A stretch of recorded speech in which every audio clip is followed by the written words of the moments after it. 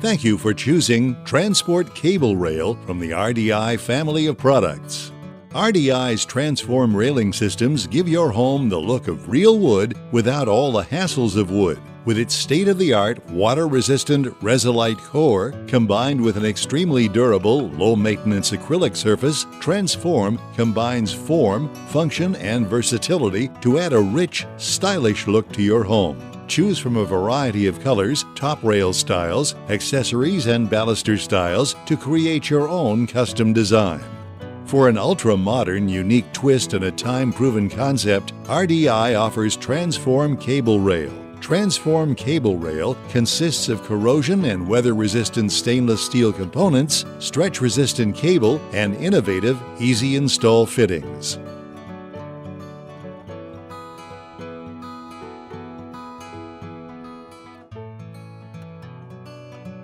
Let's install a stair section. First, prepare all posts and mounting surfaces before installation. Transform Cable Rail must be installed on 4-inch by 4-inch wood posts sleeved with Transform post sleeves to support cable tension. Temporarily secure a plank on the nose of the stairs alongside of the posts onto which you are installing the stair rail. The thickness of the plank will determine the space between the stairs and the bottom rail. Mark the post where the top of the plank hits to determine bottom beam placement and repeat for all posts in your installation. Place the bottom beam onto the plank with the flat surface of the bottom beam facing down. Trace the angle of the posts at the inside edge of the posts onto the bottom beam. Remove your marked bottom beam and place your bottom rail onto your plank and clamp in place. Mark the angle of the posts on the bottom rail.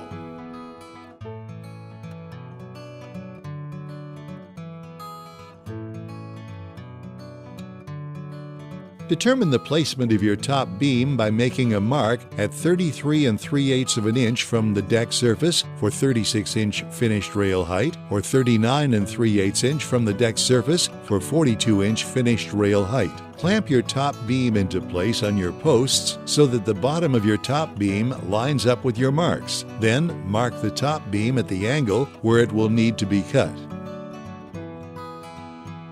Next, for installations over 42 inches, you'll need a mid-baluster support. To install, first center the mid-baluster support between your top beam and bottom rail at the top stair post to determine even spacing of holes. Mark on your mid-baluster support the angle at which to cut it at both ends. Cut your mid-baluster support at these marks, keeping in mind that both ends of your mid-baluster support will need to be cut on the angle to attach to the top beam and bottom rail. Using your cut mid-baluster support as a template, line it up at the top and bottom of your stair posts and mark your holes. Determine the placement of your mid-baluster support along your cable span and mark your top beam and bottom rail where the mid-baluster support will attach. Unclamp your bottom rail and top beam. Using a 7/32 of an inch drill bit for common redwood posts or a 15/64-inch drill bit for Douglas fir posts, pre-drill at least 1.5 inch deep into your posts where you've marked for the cable fittings. Re-drill through these holes, making sure to drill through the sleeve only using a 15/32-inch drill bit to allow the stair lag to anchor into the post. On a side note, to speed installation, we're using an AccuDrill Precision Drill Guide available at your local retail store. Repeat this step for the opposite side.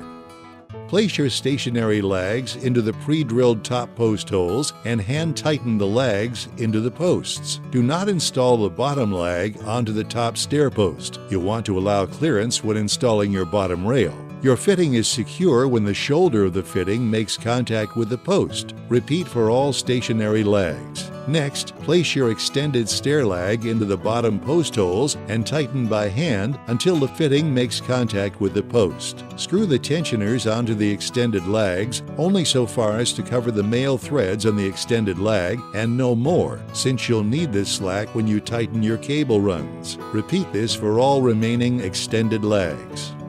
Wrap enough masking tape around the bracket to allow it to fit snugly into the ends of the bottom beam and slide the bracket into the ends of the bottom beam. Align the brackets with the angle marked on the beam so that when the cut is made, the entire face of the bracket is cut, but as little material is removed as possible. With brackets secured into the bottom beam, cut through the beam and bracket together on the marked line to establish your installation angle. Install a set screw on the inside of the bottom beam, ensuring that your set screw connects the beam with the bracket as close as possible to the inside face of the bracket so that the screw embeds. Repeat this for the other end of the rail. You will also need to repeat this for your bottom rail. Set the bottom beam into position between the two posts and ensure alignment. Pre-drill the post for the center bracket screw using a 1/8 inch drill bit. Secure the brackets to the post using 3 mounting screws into each bracket, beginning with the center screw hole. Place the bottom rail support onto the nose of the tread that is nearest to the center of the stair rail section. Trace the bottom of the beam onto the support and cut the support to match the angle. For video purposes, we've already cut one. Place the cut support in position under the center of the bottom beam. Drill through the beam perpendicular to the tread surface using a 1/4 inch drill bit. It is necessary to drill the beam so the screw will be positioned at the front edge of the bottom rail support to prevent the beam from bowing during installation. Secure the bottom rail support using the supplied screw. Cut your bottom rail to the length and angle using the marks made in Step 4, using a miter saw with a carbide tip blade of at least 60 teeth. Next, repeat this preparation and cut your top beam and brackets exactly like you just did for the bottom. Using the mid-baluster support foot as a template, center the support foot on the marks that you made previously and mark the holes on your bottom rail and top beam. This is where your mid-baluster support connects to the top beam and bottom rail. Then, using a 3/16 inch drill bit, pre-drill the holes into your top beam and your bottom rail.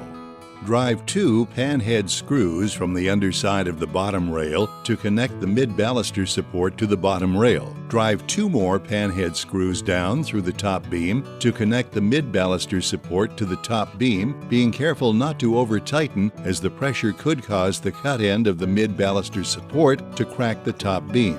Snap the bottom rail over the bottom beam.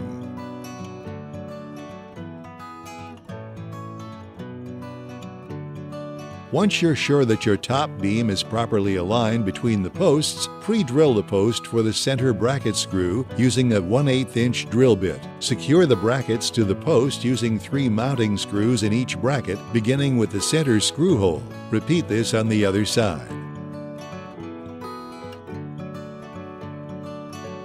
Using a 1/8 inch drill bit, pre-drill downward through the top beam and bracket.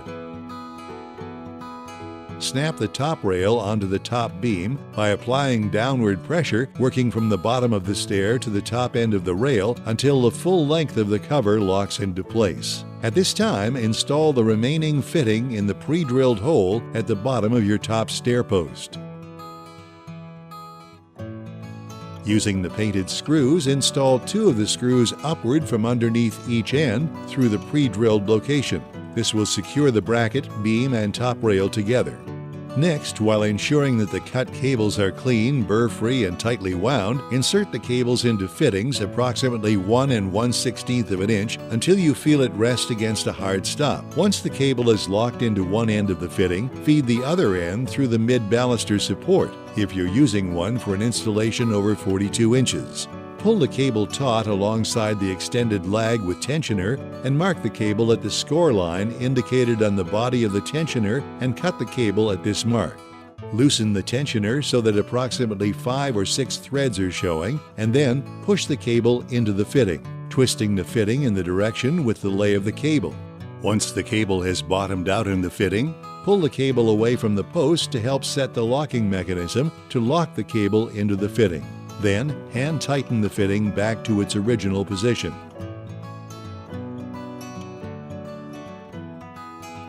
Tension the cable by holding the cable gripping portion of the fitting stationary, using a 3/8-inch wrench as you rotate the female threaded portion of the fitting with an additional wrench. Tension all the cables to your desired amount in sequence, beginning with the bottom cable, then the top, then second up from the bottom, then second down from the top, and so on. The number of cable runs will be determined by finished rail height and use if using optional bottom rail. Don't forget your post caps.